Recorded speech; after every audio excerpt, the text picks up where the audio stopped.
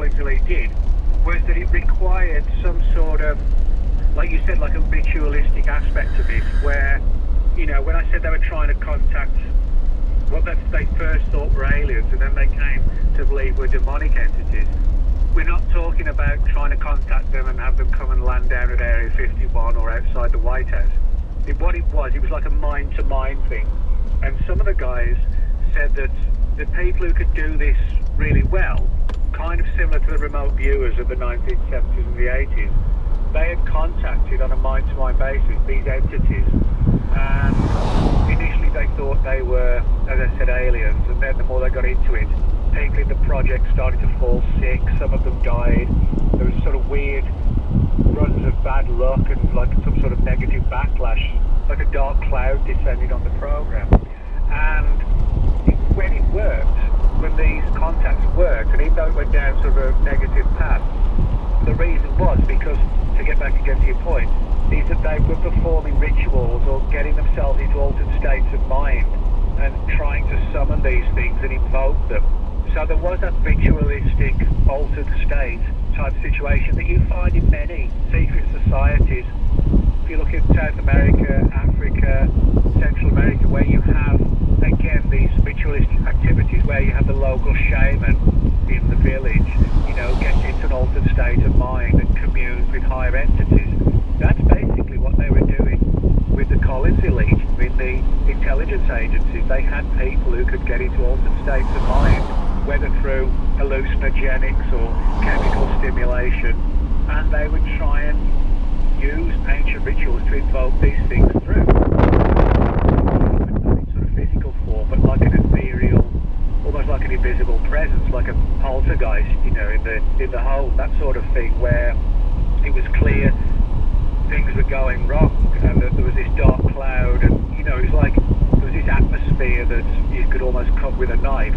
People sometimes get these haunted houses, they go into the house and they just get this weird vibe, and that's what happened with the Collins Elite. It was as if their territory where they were working was somehow almost like supernaturally infected by these things, and as I said, it went down a very dark path from there on.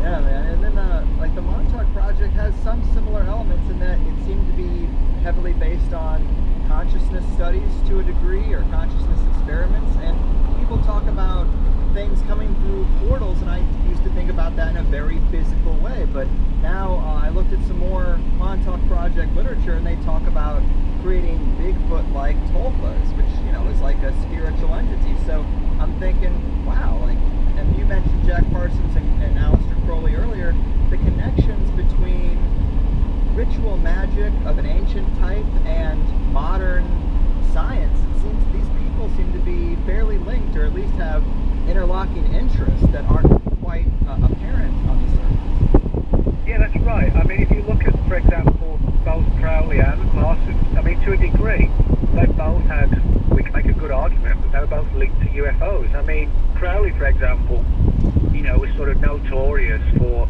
performing rites and rituals, some of a very potentially dangerous nature, you know, calling forth supernatural entities, trying to invoke them, again, for power, money, sex, influence, the usual things that you get with secret societies. And one of the perfect examples is just before the dawning of the 1920s, Crowley invoked this entity that was known as LAM, L-A-M. And this again was when he was in this altered state of mind and performing this ritual. And if you look at Crowley's own drawing, his piece of artwork of LAM, I mean, Crowley's picture looks eerily like the figure on the front of Whitley Strieber's Communion. The only difference is you don't have the head, these big black eyes, but everything else like a huge hairless head on top of a small body and these penetrating eyes and pointed chin. It looks like a modern day grave for the most part. Now, on top of that, one of Crowley's big disciples was, as I said, Jack Parsons. Jack Parsons in the 30s was one of the United States pioneering rocket pioneers, to the extent there's actually a crater named after him on the surface of the moon. And he was the leading player in the creation of the Jet Propulsion Lab in Pasadena.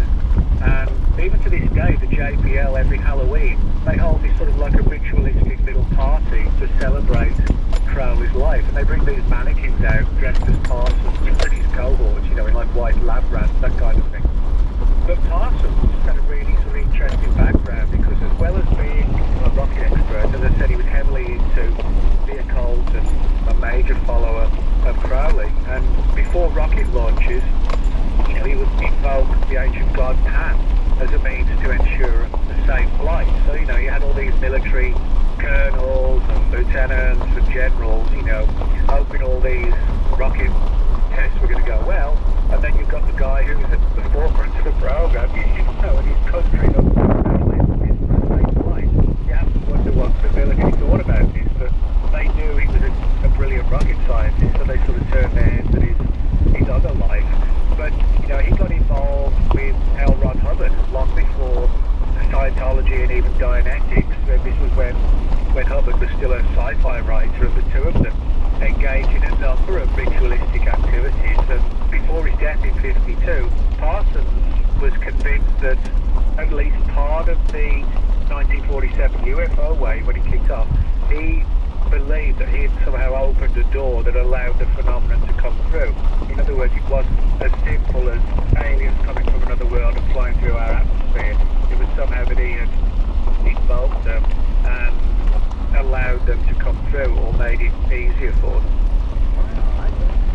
I've known a lot of that stuff, but I don't think I ever have heard that Parsons himself thought he might be partially responsible for that kind of thing. Well, yeah, I mean, he was heavily into the whole flying saucer business. I mean, I'll explain how it happened. In the summer of 47, you had the Kenneth Arnold sighting. That's what kicked everything off and led to the coining of the term flying saucer. Now, because Arnold's story was so fascinating, inevitably a book was going to come out on it.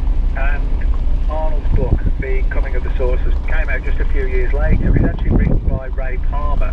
Ray Palmer was the editor of a number of massively selling sci-fi magazines in the 1940s and onwards. So in other words, you have Kenneth Arnold, the guy who kicked off the UFO phenomenon, linked to Ray Palmer. Now Ray Palmer, as I said, was a major sci-fi guy in the magazine world. And Ray Palmer knew L. Ron Hubbard because at the time Hubbard was a sci-fi writer and the two had crossed paths many times. And